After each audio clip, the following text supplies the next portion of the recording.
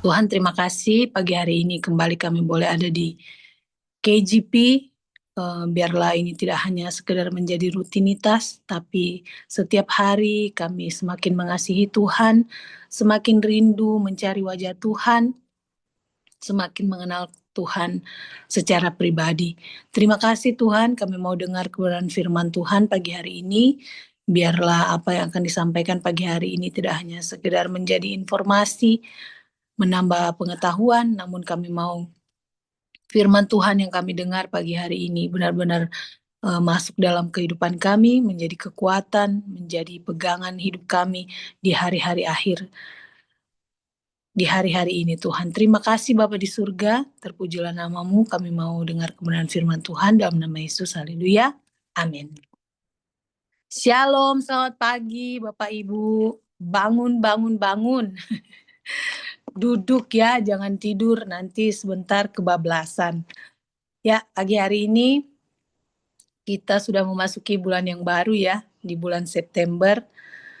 Saya percaya bulan baru, semangat baru, dan berkat Tuhan yang selalu baru setiap hari buat kita.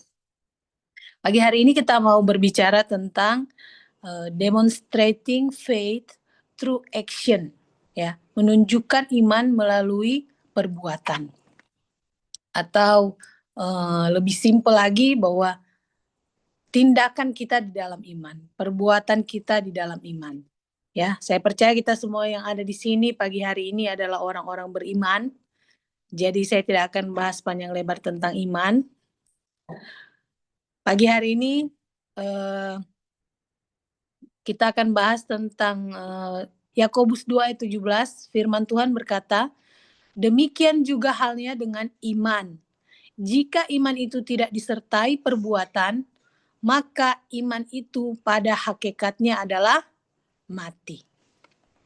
Nah, saya percaya pagi hari ini kita yang ada di KGP ini adalah orang-orang yang terpilih ya, orang-orang yang terpilih, dan kita ada di doa pagi hari ini, di Zoom pagi hari ini, membuktikan bahwa kita orang beriman ya, dan iman kita hidup, iman kita nggak mati, karena iman tanpa perbuatan mati ya.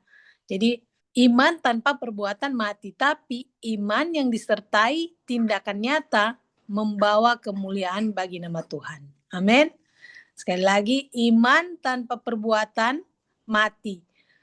Tapi iman yang disertai tindakan nyata membawa kemuliaan bagi nama Tuhan. Pagi hari ini kita mau belajar dari seorang pribadi di Perjanjian Lama ya, dari seorang janda di Sarfat. Di 1 Raja-Raja pasal 17 ayat 8 sampai ayatnya yang ke-16 ya.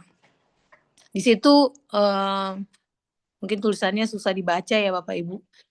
Di ayat yang ke-8 firman Tuhan berkata kepada Elia, bersiaplah, pergilah ke Sarfat yang termasuk wilayah Sidon dan diamlah di sana. Ketahuilah aku telah memerintahkan seorang janda untuk memberi engkau makan. Nah, di sini firman Tuhan berkata kepada Elia, pergilah ke Sarfat. Elia ini tadinya ada di, kalau kita baca di ayat sebelumnya ya, di ayat 1, dia ada di tepi sungai Kerit. Waktu itu di Israel terjadi kekeringan yang luar biasa, karena selama 7 tahun itu tidak ada hujan ya. Tidak ada hujan karena perbuatan seorang raja, Raja Ahab ya, yang melakukan apa yang jahat di mata Tuhan karena dipengaruhi oleh istrinya ya, istrinya Isabel itu. Isabel deh. Nah, sehingga tidak ada hujan di Israel selama 7 tahun. Bayangin Bapak Ibu ya, kita aja kalau misalnya di rumah mati air ya, sehari aja kita, sehari masih aman lah ya. Taruhlah seminggu ya, masih aman. Tapi kalau udah bertahun-tahun Bapak Ibu, nggak bisa bayangkan gimana kesulitan waktu itu ya. Sampai terjadi di mana ada kekeringan kan di situ pasti ada terjadi kelaparan. Nah, beberapa waktu lamanya Elia itu ada di tepi sungai Kerit ya, dan dia dipelihara Tuhan dengan ajaib, dia dikasih makan burung setiap hari dikasih makan burung gagak gitu ya sama Tuhan. Dan singkatnya bahwa Elia ini disuruh pergi sama Tuhan ke Sarfat. Sebelum dia pergi ke Sarfat, Tuhan sudah memerintahkan janda ini untuk memberi makan Elia. Ya, jadi pagi hari ini Bapak Ibu, apa yang menjadi pergumulan kita, apa yang menjadi kekhawatiran kita, apa yang menjadi ketakutan kita, percayalah bahwa Tuhan tidak pernah meninggalkan kita sendirian. Dan Tuhan selalu melakukan apa yang jauh dari yang kita minta dan doakan. Ya, seperti Elia, belum pergi loh dia belum pergi. Memang situasi saat itu sulit ya, kayak hari-hari ini kita ada di bangsa yang sedang mengalami konflik ya Bapak Ibu, dan hari ini menurut informasi akan ada demo besar-besaran lagi. Bapak Ibu yang ada di daerah juga bantu doa buat kita yang ada di Jakarta ini ya, supaya hal-hal yang tidak diinginkan tidak terjadi, apalagi sampai pengerusakan tempat ibadah dan sebagainya. Kita berdoa biarlah ada penyertaan dan perlindungan Tuhan ya. Nah, jadi Elia belum pergi, Tuhan udah siapin orang untuk kasih makan dia. Janda Sarfat tahu nggak? Nggak pastinya, ya. Namun itulah Tuhan, tindakan iman. Kita bertindak dalam iman. Iman itu kan percaya walaupun belum melihat. Di ayat 13 firman Tuhan berkata, tetapi Elia berkata kepadanya, janganlah takut, pulanglah. Buatlah seperti yang kau katakan, tetapi buatlah lebih dahulu bagiku sepotong roti bundar kecil daripadanya, dan bawalah kepadaku, kemudian barulah kau buat bagimu dan bagi anakmu. Nah, kita tahulah cerita ini ya, bahwa di tengah kesulitan ini, di tengah kelaparan yang besar ini, Elia datang sama janda di Sarfat ini. Waktu dia awalnya dia minta air gitu kan. Kalau kita baca kisahnya, dia minta air. Kemudian setelah dia minta air, Elia bilang gini, ketika perempuan itu pergi mengambilnya, ia berseru lagi, cobalah ambil juga bagiku sepotong roti. Perempuan itu menjawab, demi Tuhan Allahmu yang hidup, sesungguhnya tidak ada roti padaku sedikit pun, kecuali segenggam tepung dalam tempayan dan sedikit minyak dalam buli-buli. Dan sekarang aku sedang mengumpulkan 2-3 potong kayu api, kemudian aku mau pulang dan mengolahnya bagiku dan bagi anakku.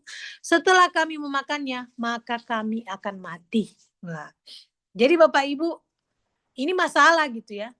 Dan kesannya kan kayak, Elia ini kok kayak nggak ini banget ya, maksudnya nggak tahu diri banget gitu. Janda ini udah bilang dia nggak punya apa-apa di rumah kecuali minyak dalam buli-buli dan segenggam tepung gitu kan.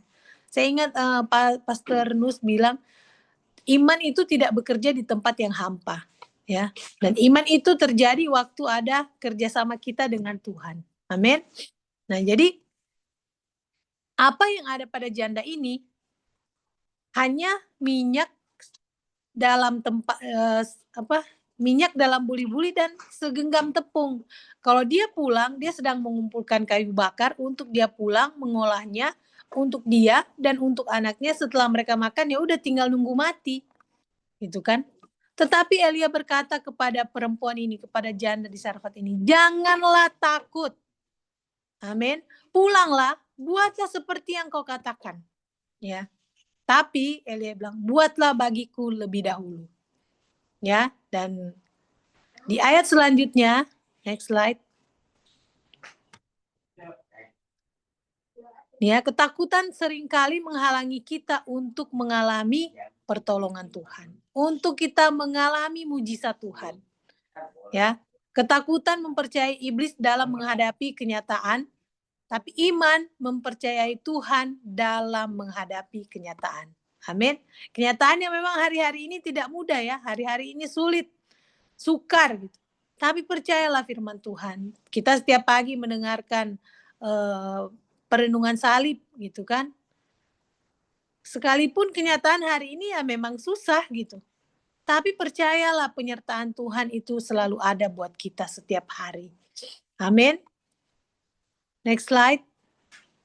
Di ayat selanjutnya, di ayat yang ke-15 sampai 16, firman Tuhan berkata, "Lalu pergilah perempuan itu dan berbuat seperti yang dikatakan Elia. Maka perempuan itu dan dia serta anak perempuan itu mendapat makan beberapa waktu lamanya." Ya, di pikiran janda ini tinggal sekali makan loh ini. Habis itu kita tinggal nunggu mati.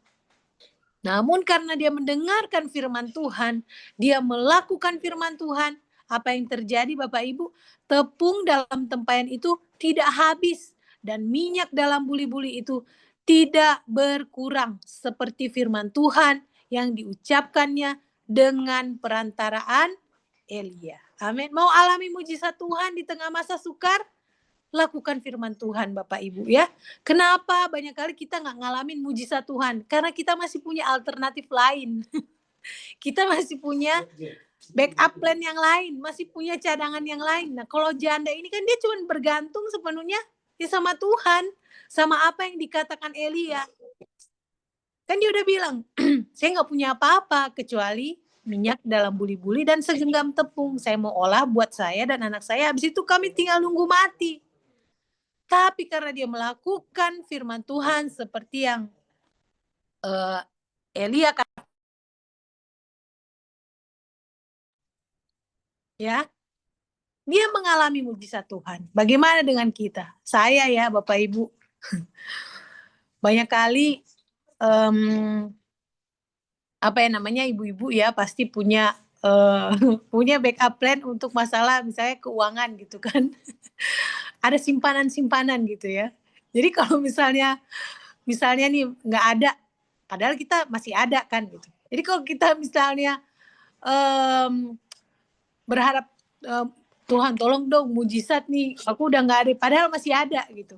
Atau misalnya kita berdoa, tapi kita sambil berdoa sambil mikir gitu kan, oh saya mau gimana nih, lagi ngalamin ini, oh masih bisa nih, masih punya ini, masih punya itu. Jadi kita sebenarnya mestinya nggak benar-benar berharap mujizat gitu ya. Karena kita masih punya, masih ibaratnya kita masih punya kekuatan yang lain gitu kan, yang bisa kita andalkan. Tapi janda di Sarfat ini nggak punya lagi ya, udah itu satu-satunya harapannya dia. Tapi dia melakukan seperti apa yang dikatakan firman Tuhan. Mau mujizat terjadi dalam keuangan kita, dalam kesehatan kita, dalam pergumulan keluarga kita, mari gantungkan hidup kita sepenuhnya hanya kepada firman Tuhan. Amin. Lakukan firman Tuhan. Ya, itu kuncinya. Melakukan firman Tuhan. Tidak ada yang lain Bapak Ibu. Iman itu bertindak ya. Sekarang, bukan menunggu. Kemarin saya sempat share juga tentang orang yang menderita, ya orang yang lumpuh gitu ya di tepi kolam Bethesda selama 36 tahun, 36 apa 38 gitu. Dia lumpuh gitu kan. Kenapa sampai butuh waktu yang panjang untuk dia ngalamin kesembuhan? Itu pun karena Tuhan Yesus sendiri yang datang sama dia dan menawarkan, maukah engkau sembuh gitu kan. Butuh waktu 38 tahun, 36 tahun. Karena menunggu gitu kan, menunggu pertolongan orang lain. Bahkan waktu Yesus bertanya, maukah engkau sembuh? Dia masih nyalakan orang kan. Iya waktu air ini goncang gak ada yang mau tolong saya gitu. Coba kalau di pikiran saya, coba kalau misalnya dia kan udah tahu ya, 30 tahun lebih bukan waktu yang singkat gitu kan untuk dia membaca situasi. Ya udah misalnya begitu udah kejadian air hari ini goncang dan dia terlambat turun, ya udah apa yang bisa dia lakukan? Kan dia kan bisa seret tubuhnya gitu untuk bawa ke pinggir kolam itu gitu. Supaya misalnya besok malaikat turun lagi, airnya goncang, ya udah dia tinggal nyemplung aja kan, udah. Itu di pikiran simpel saya ya Bapak Ibu. Tapi apa yang terjadi kan untuk mempermuliakan nama Tuhan gitu ya, sehingga kisahnya bisa dicatat di Alkitab hari ini. Jadi jangan menunggu ya, tapi bertindak. Iman itu sekarang gitu ya, bukan nanti, bukan besok, bukan lusa, bukan tahun depan. Ya. Nah, Yesus memberi makan 5.000 orang. Ini hanya 5.000 orang laki-laki gitu kan, belum termasuk perempuan, belum termasuk anak-anak. Dan kita tahu semua ceritanya ini dari kita masih sekolah minggu ya, udah belajar tentang Yesus memberi makan 5.000 orang dengan 5 roti dan 2 ikan. Sisanya 12 bakul. Nah,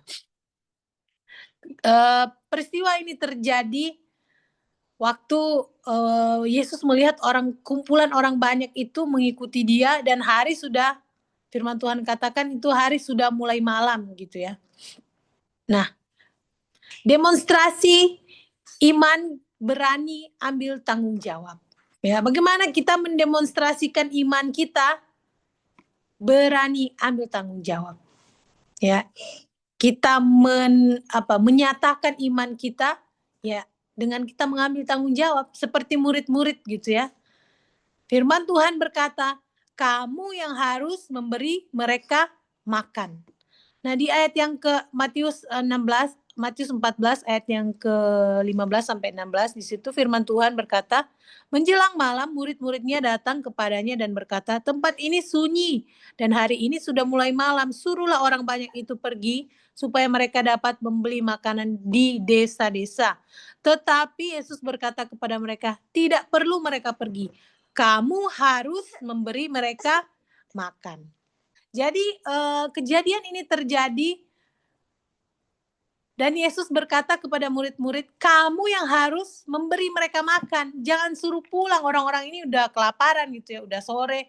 Dan murid-murid pun gimana nih mau ngasih makan orang sebanyak ini gitu kan. Uang berapa yang harus dihabiskan. Dan kalaupun mereka punya uang, mau beli di mana makanan sebanyak ini gitu kan. Kekhawatiran dan ketakutan murid-murid bukan tidak mendasar gitu ya, sampai mereka suruh pulang lah supaya kita juga aman gitu ya. Tapi Yesus bilang, kamu yang harus memberi mereka makan. Dan kita tahu bersama bahwa murid-murid datang membawa kepada Yesus apa yang ada pada mereka, 5 roti dan 2 ikan, itu pun bekal seorang anak gitu ya. Dan Yesus mengucap syukur kepada Bapa, dan dia kasih 5 roti dan 2 ikan itu kepada murid-murid. Dan kejadian dan mujizat ini terjadi waktu roti dan ikan ini ada di tangan murid-murid. Amin. Karena mereka yang membagi-bagikan gitu kan. Waktu dibagikan gak habis. Wah, ada terus gitu. Di dalam keranjang itu ada terus, sehingga dibagi-bagikan ke semua orang yang Tuhan bilang kan, suruhlah mereka duduk di rumput.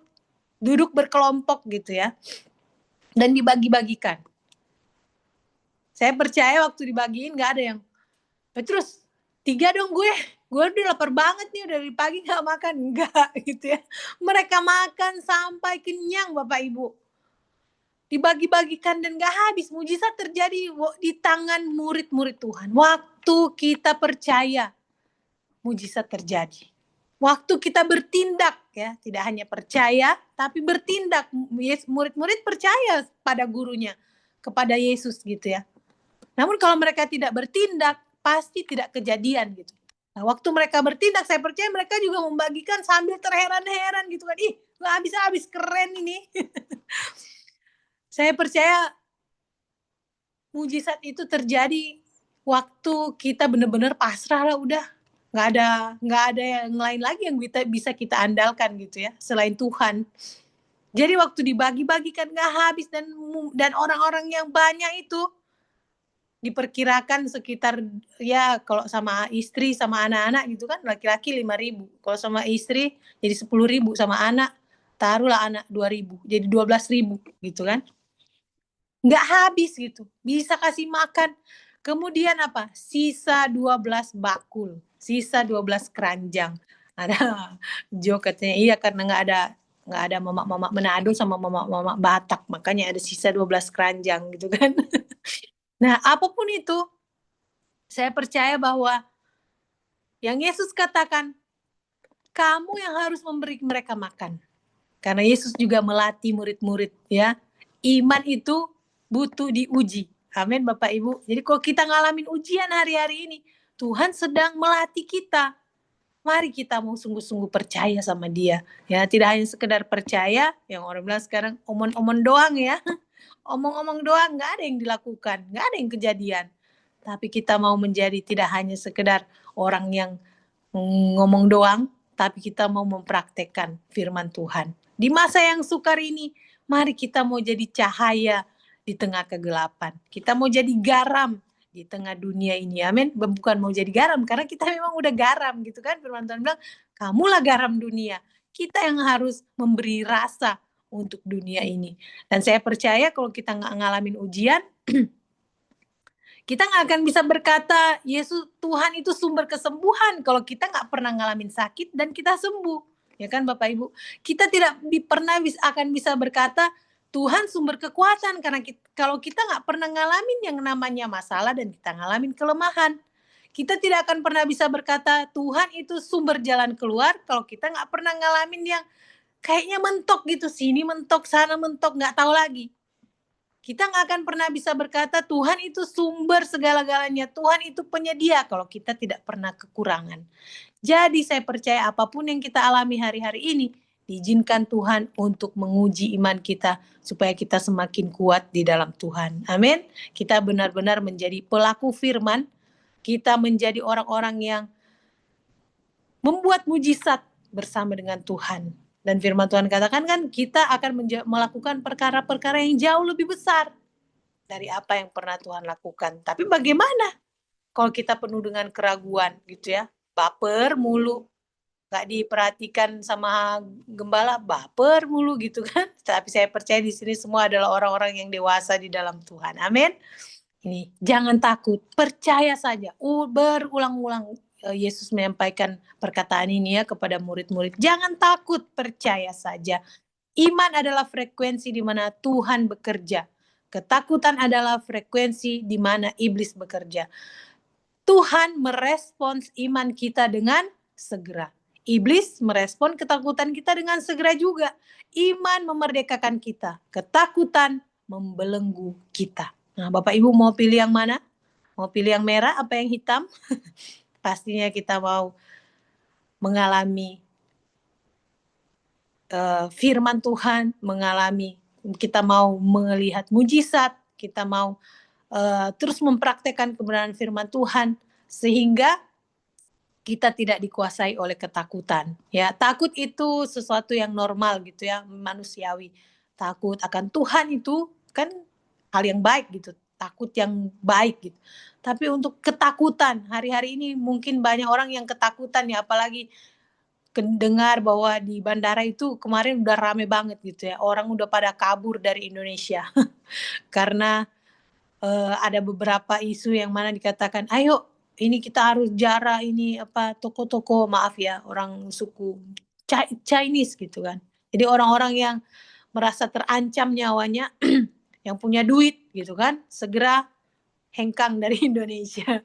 Ataupun yang punya duit segera ini sembako ini, bahan makanan, ayo beras, Indomie, semua stok di dalam rumah gitu. Nah kita Bapak Ibu apa yang kita lakukan? Apakah orang yang hidup dalam ketakutan ya nggak merdeka gitu kan? Percayalah bahwa semua yang terjadi hari-hari ini di bangsa ini adalah salah satu jawaban doa kita juga sebagai gereja Tuhan gitu kan. Sudah banyak hal-hal yang tidak berkenan di hati Tuhan yang dilakukan oleh petinggi-petinggi ya. Apalagi ini elit-elit politik dan sebagainya, apapun itu yang terjadi hari-hari ini di bangsa kita, saya percaya diizinkan Tuhan untuk mendatangkan kebaikan. Dan membuat kita melihat orang sombong itu nggak butuh waktu lama. Cepet banget jatuh, ya kan? Orang yang ngata-ngatain masyarakat ini yang tidak baik, langsung direndahkan Tuhan gitu kan. Karena memang firman Tuhan bilang, Allah menentang orang yang congkak. Jadi, waktu dikasih kepemimpinan, lupa diri, sombong, nggak tunggu lama. Jadi pagi hari ini kita mau terus hidup menggantungkan hidup kita sepenuhnya sama Tuhan, melekat sepenuhnya sama Tuhan. Hari-hari ini kan firman Tuhan bilang dunia ini tidak semakin baik gitu ya, keadaan dunia tidak akan semakin membaik, tapi akan semakin sukar. Semua harga-harga naik gitu ya, apalagi ibu-ibu kan, ke pasar dulu mungkin bawa 500.000, waduh udah makan mewah. Sekarang 500.000, beras aja udah 1 liter 15.000 gitu kan. Minyak udah berapa puluh ribu gitu. Tapi percayalah, sebagaimana janda di Sarfat dipelihara Tuhan, selama beberapa waktu lamanya, minyak dalam buli-buli tidak habis, tepung tidak habis, dia ngambil masih ada. Setiap hari dia ambil masih ada, dibuat dia dan anaknya makan. Percayalah Bapak Ibu, kita semua pun akan dipelihara Tuhan. Amin. Asal jangan ragu-ragu. Harus dengan kesungguhan hati. Jadi kita menjadi orang yang mendemonstrasikan iman setiap hari. Jangan ragu-ragu gitu ya. Hidup dalam kepastian di dalam Tuhan. Karena di dalam Tuhan gak ada kata semoga, ya kan? Semoga Tuhan memberkati, gak ada. Pasti Tuhan memberkati. Bahkan Tuhan sudah memberkati kehidupan kita. Ya, bagaimana kita mendemonstrasikan iman kita? Firman Tuhan katakan di 2 Petrus 1 ayat 5 sampai ayat 7. Justru karena itu, kamu harus dengan sungguh-sungguh berusaha untuk menambahkan kepada imanmu kebajikan, dan kepada kebajikan pengetahuan, dan kepada pengetahuan penguasaan diri, kepada penguasaan diri ketekunan, dan kepada ketekunan kesalehan. Ini tema yang kita bahas kemarin ya, beberapa minggu kemarin ini. Dan kepada kesalehan kasih akan saudara-saudara, dan kepada kasih akan saudara-saudara, kasih akan semua orang. Amin. Kita mau mempraktekkan, mau menunjukkan bahwa kita ini orang-orang percaya, orang-orang beriman. Hari-hari ini akan ada banyak orang yang semakin susah Bapak Ibu. Dan orang-orang ini akan datang sama kita minta pertolongan. Firman Tuhan katakan, kita harus menambahkan kepada iman kita, kasih akan saudara-saudara, dan kepada semua orang. Amin. Kita mau jadi berkat buat banyak orang. Tidak hanya untuk keluarga, untuk orang-orang terdekat kita, tapi kita mau jadi berkat untuk banyak orang. Ya, Tuhan. Pertanyaan untuk kita sharingkan. Berikan contoh tindakan iman yang Anda lakukan dan dampak nyata bagi orang lain di sekitar Anda. Apa tindakan iman yang sudah kita lakukan dan dampaknya bagaimana di lingkungan kita, terlebih ya di keluarga kita dan orang-orang terdekat kita ya. Tuhan memberkati kita semua. Sebelum kita ke breakout room, mari kita berdoa. Tuhan, terima kasih pagi hari ini kami sudah mendengarkan kebenaran firman Tuhan. Biarlah firman-Mu menjadi kehidupan dalam kehidupan kami. Kami tidak hanya sekedar menjadi pendengar, namun kami mau menjadi pelaku firman. Kami mau menyatakan iman yang nyata dalam kehidupan kami kepada dunia, sehingga dunia bisa melihat Yesus Kristus hidup di dalam kehidupan kami. Terima kasih Tuhan. Ini doa kami dalam nama Yesus. Kami sudah berdoa dan mengucap syukur. Haleluya. Amin.